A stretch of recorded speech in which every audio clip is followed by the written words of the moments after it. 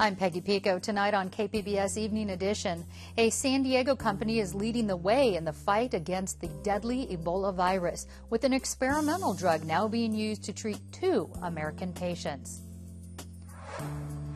Also tonight, a big financial boost for Rady Children's Hospital, helping to move them into a new era of medicine. And San Diego got a pretty good soaking over the weekend, but how much did the stormy weather actually help our drought situation? And a year after one of the worst wildfires in California history, we'll look at the debate over what to do with the burned trees left behind. KPBS Evening Edition starts now.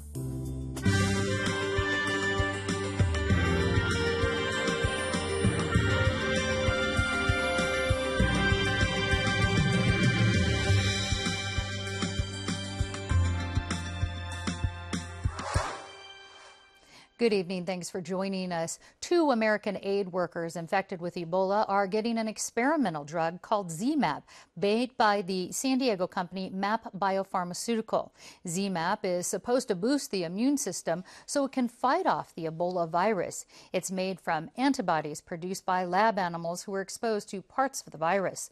The company's president told Times of San Diego they're working with commercial and government partners to quickly increase production. CNN reports the experimental drug was flown to Africa last week in an attempt to stop an Ebola outbreak there. The largest donation in San Diego history was made today at Rady Children's Hospital. KPBS reporter Matt Bowler tells us how the money will be used to make dreams of using a patient's genetics for tailored medical care come true. Ernest and Evelyn Rady and family, and they have pledged $120 million to fund pediatric research and innovation at the Institute. An enthusiastic crowd at Rady Children's Hospital celebrated the creation of the Rady Pediatric Genomic and Systems Medicine Institute. The purpose of the institute is to offer patients personalized health care based on their genetic profile. Dr. Gabriel Haddad says that one of the new institute's goal is to sequence the genome of every single one of Rady Children's patients. We'll have to plan to do this one day, hopefully not in the too distant future, to be able to sequence the genome of every child who comes in to Rady. But Haddad says that it's still early. This is not going to be tomorrow.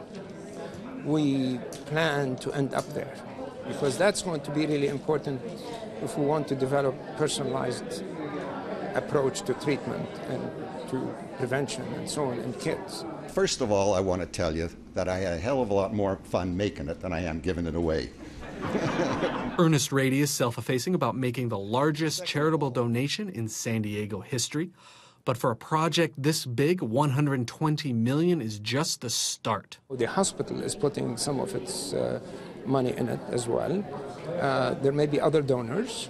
I think we want to build something that will be self-sustaining ultimately, but at the beginning we need a boost, like the one that we have today. Matt Bowler, KPBS News.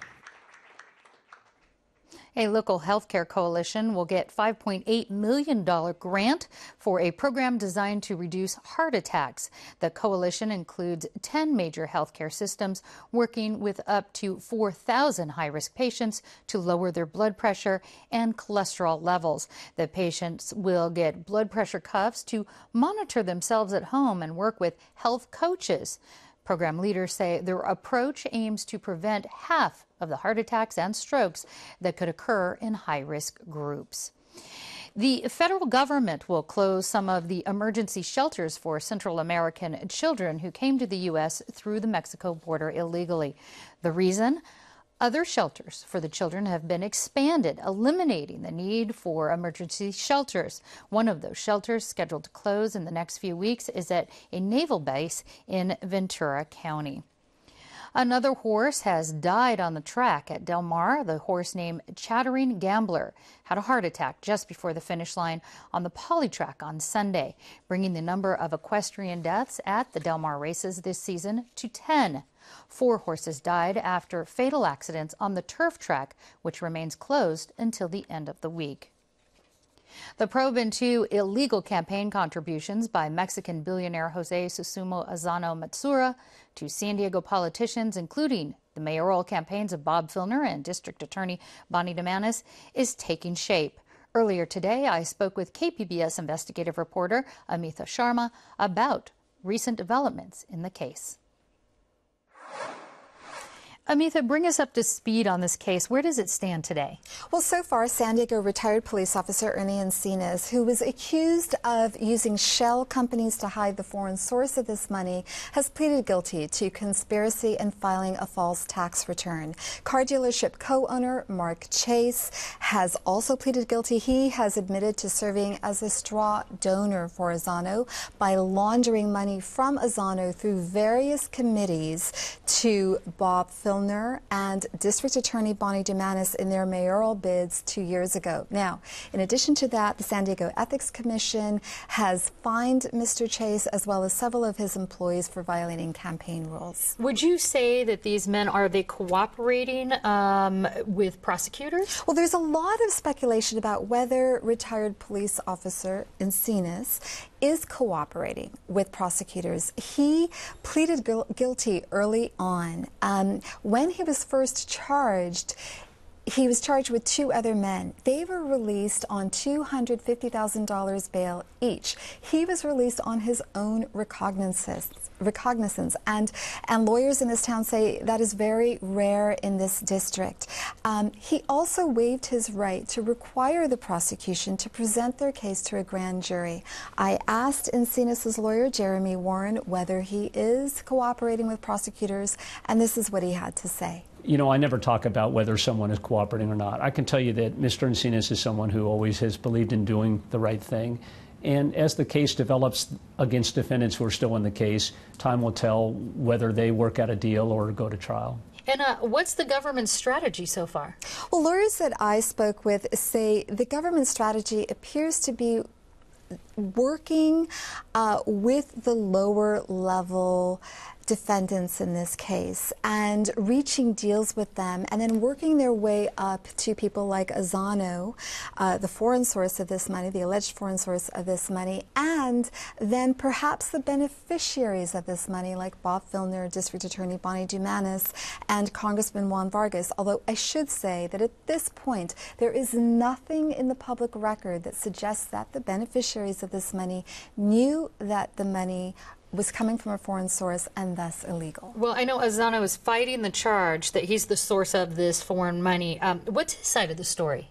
Well, he filed papers in court last week outlining his side of the story for the first time. And basically what he says is that Sempra Energy is behind this case, the government's case against him.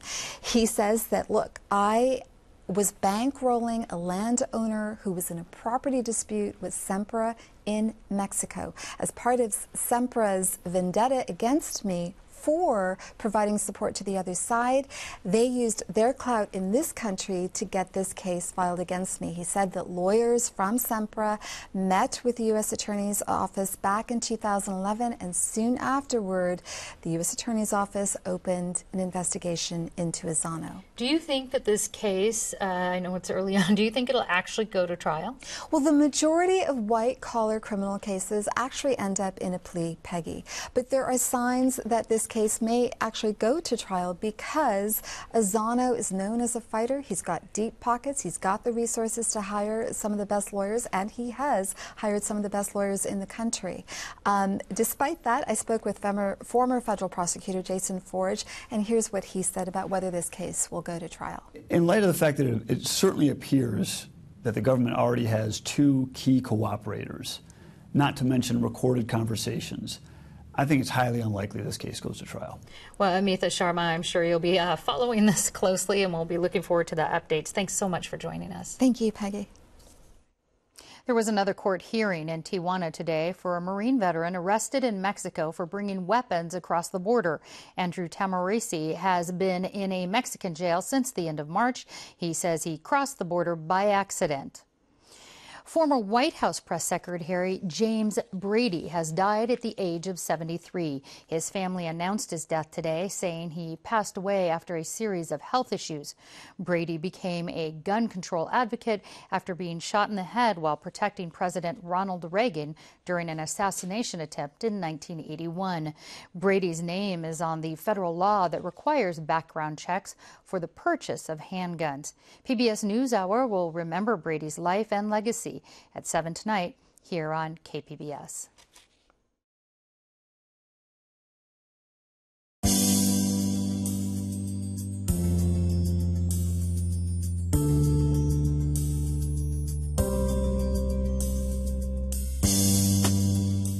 An arson trial in the North County began today for the man accused of throwing fuel into one of the wildfires back in May of this year. 57-year-old Alberto Serrato was arrested in connection with the river fire that burned about 100 acres in Oceanside. Police say Serrato threw brush into the fire and fanned the flames, but his defense attorney says Serrato was throwing dirt in an attempt to put out the fire. If convicted, Serrato could face up to 13 years in prison. And in L.A. County, the two men who are convicted of starting the Colby fire will serve sentences of 5 and 6 months. The men started an illegal campfire on a windy night back in January that blew out of control and grew to more than 1,900 acres, destroying or damaging about a dozen homes. One homeowner calls the sentences a disgrace. Firefighters from San Diego County are in Northern California tonight to help fight a pair of wildfires burning near Redding. So far, the fires have burned more than 200 square miles and hundreds of homes are threatened. Governor Jerry Brown declared a state of emergency for the region. Last year, a hunter lost control of a campfire, sparking one of the worst wildfires in California history. Now there's a debate over what to do with all of the dead trees left behind. Haven Daly from the Associated Press explains. It was the largest wildfire ever recorded in California's Sierra Nevada mountains, burning more than 400 square miles. Now, 1 year later, thousands of trees burned by the rim fire are starting to come down. The U.S. Forest Service is allowing salvage logging to remove dead trees it says pose both a continued fire hazard and a safety risk for drivers and campers. It's just going to fall over. You've got hundreds of miles of road out here that the public can use, and if they don't do anything about it, it's just going to be a mess. But environmentalists say officials are only acting out of financial interest and should let nature take its course. The fire actually created really important habitat. The fire actually did some important things ecologically that are improving wildlife habitat, but that's all going to be taken away by the post-fire logging proposal. Ecologists say plants sprouting on the forest floor attract insects, and beetles laying eggs in dead trees provide food for declining bird populations. The spotted owls are occupying this fire at very, very high levels right now after the fire. But if the logging starts, that's going to change very rapidly. But supporters of salvage logging say it creates jobs and much-needed revenue for forest replanting and future firefighting efforts. Now at least they're making some kind of revenue to cover at least the cost for, getting rid of it, and hopefully maybe it'll cover some of the firefighting costs it took to start the whole thing to begin with. Wide-scale salvage logging is set to begin here later this month. Wildlife advocates say they may turn to the courts to try to stop it. Haven Daly, Associated Press, Groveland, California. Workers are trying to clean up tons of debris in the San Gabriel Mountains after floods and mudslides killed one person and left thousands stranded on Sunday. Yesterday's storm dumped more than 4 inches of rain in the area. Hikers and residents talk about close calls with the flood. All 4 of us, including a gentleman that lives right down here, got up on top of a boulder and just stayed there holding each other. It was pouring, it was hailing, it was thundering. We all just sat there holding each other, praying. We were just kind of deciding should we make a go of it to cross or not. and then we heard what sounded like a freight train coming towards us. I looked down the river and there was a 10-foot-high wall of water and debris and logs coming towards us that sounded like thunder shooting down the river, and me and my friend had to scramble up the cliffside to get out of the way of this. More than 30 homes were damaged by the rains and the flooding. Some of the severely damaged homes will be torn down.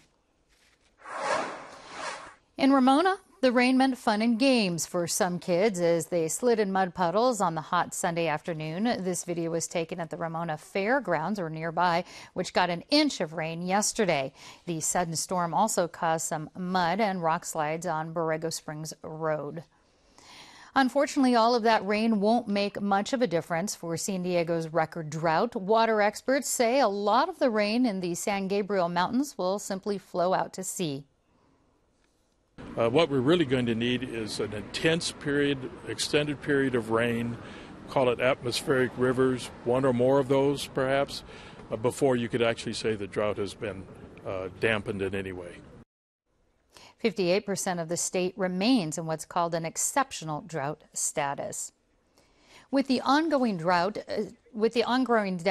state legislators say that they'll spend a lot of time considering a water bond now that they've returned from summer recess. The water bond is one of many bills legislators will consider before the end of the month. Senate President Pro Tem Darrell Steinberg says the multitude of bills will keep them busy. It's going to be a very busy 4 weeks. We need to get a water bond done. And we have a lot of economic development, job creation opportunities, and a lot of interesting bills. But look, it's been, despite some of the challenges, it's been a very successful budget year so far. Any bills the lawmakers pass by the end of the month will go to the governor's desk. One state senator is pushing for a bill that would require new or renovated businesses that install baby changing stations in women's restrooms to also put those changing stations in men's restrooms. Senator Ricardo Lara says he's heard from many men who have trouble finding a place to change their children. We're hearing from, men up and down the state that have had horror stories in terms of where they change their children. Some of them on the floor of the men's restroom, some of them in the back seat of their car when it's very hot, or even on the trunk of their car. And so we think it's fair. This is a bill that creates parity on multiple fronts. The legislation heads to the Assembly this month. Lara estimates changing tables will cost businesses between $30 and $600. But opponents of the bill say the government shouldn't impose that cost on businesses.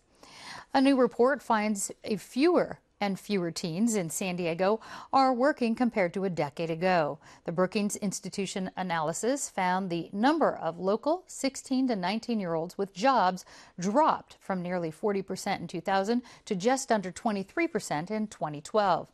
Earlier today, I found out what's being done to create more youth jobs in San Diego. Peter Karlstrom with the San Diego Workforce Partnership and Phil Blair with the employment agency Manpower. Welcome to Evening Edition. Thank you. Now, Peter, San Diego ranked 79 out of 100 metropolitan areas for poor performance in youth employment, and that's according to census data in 2012. What are some of the key reasons that San Diego is lagging behind other cities? A number of factors. In the recent past, we had a lot of subsidized employment through the federal government. That has evaporated, so it's left to our employers locally and our local electeds to be able to fill that gap and to provide more opportunity. Our landscape has changed quite a bit in our region, too. In the past 15 years, it's changed quite a bit around employability, competitiveness. It's a tougher time to get a job.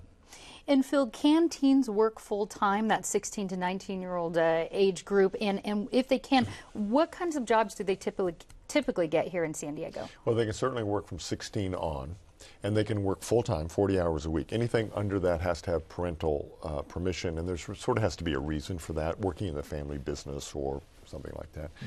But their jobs are very entry-level. I mean, they really, at high school, have very basic skills that companies so like burger flipping jobs, things like that, or more? A perfect example is SeaWorld, Peggy. 4,000 employees are hired for the summer. It's great for kids. But the kids need to plan out several months ahead, like 3 or 4 months, and get in line because there are interviews and it's competitive. But they're great jobs because they're customer service. They're working with the public. So there's a lot of respected training and learning while you're doing public service and customer service jobs. And aside from SeaWorld, Phil, who's competing for these jobs that used to pretty much go to these youth workers? Well, it's very interesting because for the first time you have grandparents competing with high school kids for the same jobs.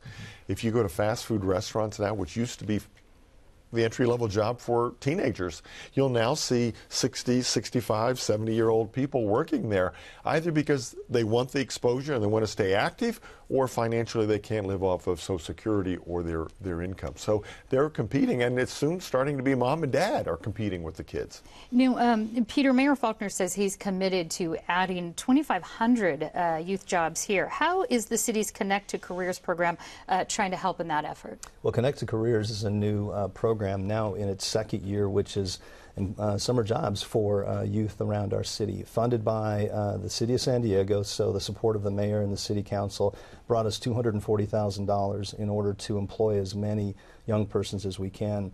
Our goal last year was 200 in its first year, and we achieved that and went beyond with some other matching dollars. This year we're actually over 500 jobs, closing in on 600 already, thanks to support from the City Council. But to get to 2,500 jobs, it will take more resources in order to make that bridge happen from the interested young person and the employer. But really the most impactful thing we can do right now is for more employers to be aware that this program exists. And check us out. We're at workforce.org, and you can find out all the information you need to know how to participate and hire a motivated young person. And I want to touch base on this too, Phil. Now, I know other cities have raised their minimum wage, reporting neither gains or losses in jobs. It's pretty even. Do you think that the wage increase here will have much of an impact? I do. I think it will, because there's a finite amount of payroll dollars that a company has, and when they're forced to give raises that are not in relation to increase in productivity, the pie gets smaller. How big of an effect, we don't know. It's going to be a look back and see what happened. Not so much how many people were laid off, but how many people failed to get hired because of limited payroll dollars. So it's a good thing to do on the surface, but the devil's in the details about what it does to people struggling to get that first job. Okay, and Peter, I know we have to end on this because we're almost out of time, but there's this idea that, well, maybe fewer teens are working now because they're taking summer school or it's more competitive to get into college.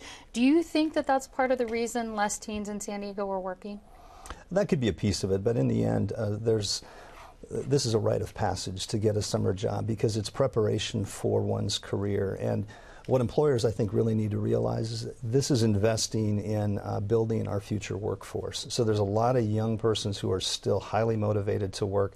Sure, there are some who are doing other things, but a summer job is so impactful. It's so life-changing and so life-affirming. We need to provide more opportunities for our young persons. All right, we have more about this on our website, kpbs.org. Peter Kallstrom and Phil Blair, thank you so much. Thank you, Peggy. I'm Judy Woodruff. On the next News Hour, African leaders travel to Washington for the first ever White House African Summit. That's Monday on the PBS News Hour.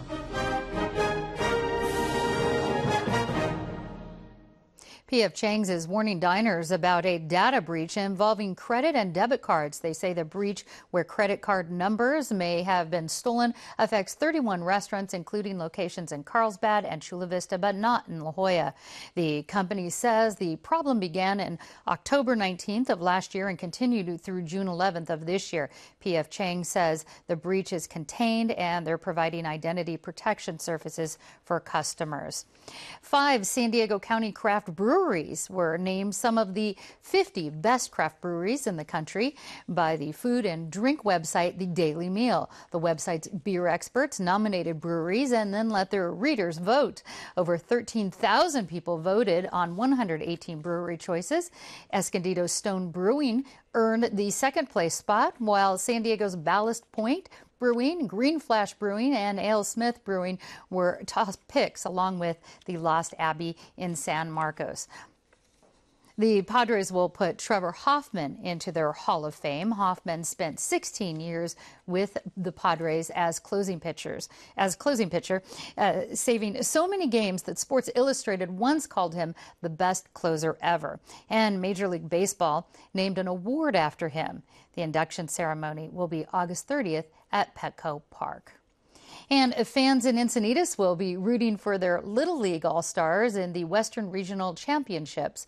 The team will play their second game of the day tonight at 7. So far, the All-Stars team has lost one game against Honolulu and won a game against the Dixie Little League team from Utah. Tonight, they'll play Pacifica Little League. This tournament runs through Saturday. The winner goes to the Little League World Series in Pennsylvania. And there's no more rain in the forecast for San Bernardino or for San Diego, but look for morning clouds along the coast, clearing to afternoon sunshine with temperatures in the low to mid 70s and low to mid 80s. For the inland valleys, cooling down to the 60s at night. The mountains will get plenty of sunshine with temps into the low 80s. And out in the desert, still in the triple digits with a slight drop to just over 100 degrees for the next few days. You can find tonight's news stories on our website, kpbs.org/evening edition. Thank you for joining us and have a great night.